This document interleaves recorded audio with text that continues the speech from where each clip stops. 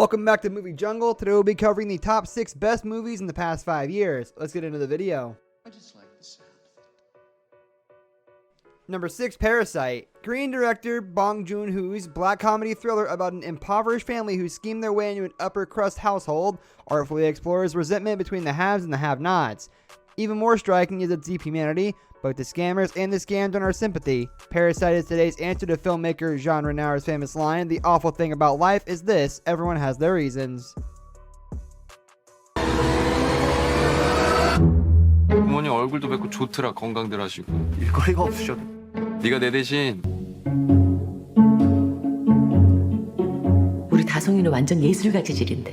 침팬지를 그린 거죠? 자화. 왜 미대는 맨날 떨어지냐? 아, 죽을래. 저는 이게 위조나 범죄라고 생각하지 않아요. Number 5, Little Women. Greta Gerwig's verdantly alive adaptation of Louisa May Alcott's evergreen 150-year-old novel, starring Saoirse Ronan as the ambitious and vibrant Jo March, captures the book's spirit and heart. It also cuts to the reason Alcott's ideas still resonate. She knew how it felt to yearn for something more, even when you're not sure what that something more is. But now I'm a man. I want you to meet my cousin, Russell Buffalino. How are you? Hi, nice to meet you. It was like the army. You follow. With a knife, you run away. So you charge with a gun. With a knife, you run. I'm a man. How you feel? A friend of ours is having a little trouble. Friend at the top. Back then, there was nobody in this country. Number 4, Marriage Story. Adam Driver and Scarlett Johansson, both astonishing, star as a married couple in the midst of a breakup. To their horror and ours, their at first amicable split grows into a monster they had no idea they were capable of creating. This is Noah Baumbach's most emotionally ragged movie, an acknowledgement that compromises aren't nuisances that detract from life, they're the stuff it's built on. Number 3, Once Upon a Time in Hollywood. Quentin Tarantino concocts a fantasy in which the Sharon Tate, the actor murdered by the Manson family members in 1969, gets the much happier ending she deserves. Margot Robbie plays Tate in a small but potent role.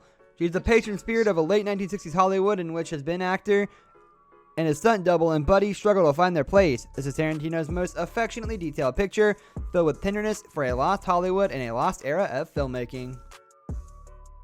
Number 2, The Irishman. The world doesn't need another gangster movie, not even one from Martin Scorsese. Or so you may have thought before The Irishman. Scorsese's 3.5-hour saga is based on the story of real-life low-level mobster Frank Sheeran, who claims to have killed Jimmy Hoffa, the one-time Teamsters president who disappeared in 1975. For roughly its first 2/3, The Irishman is hugely entertaining, then it shifts into something far more complex. It's a melancholy mob epic. Number 1, Pain and Glory.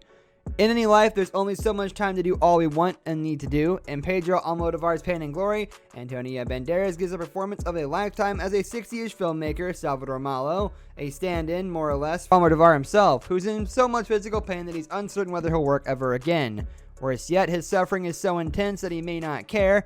Instead of life after death, he's settling for death before death, a premature leave taking that's a betrayal not just of his gifts, but of the time on Earth any of us are given. But an anniversary screening, one of his older films, sets off a chain of events that shifts everything. A lost love reappears as if conjured from a dream, and other bits of his past, particularly recollections of his mother, played as a young woman by radiant Penelope Cruz, reassemble into a joyous, haunting interior monologue that demands to be explored visually through his art. Pain and Glory may be Almodovar's most resplendent and moving film, a panorama of vibrant paint box colors and even more intense emotions, and a hymn of the mysterious whatever it is that keeps any of us going in the years, months, or days before our bodies betray us. That's going to do it for today's video, guys. Thank you for watching. If you enjoyed the video, leave a like on the video, and don't forget to subscribe to our channel so you don't miss out on our videos in the future. I'll catch you next time. Goodbye.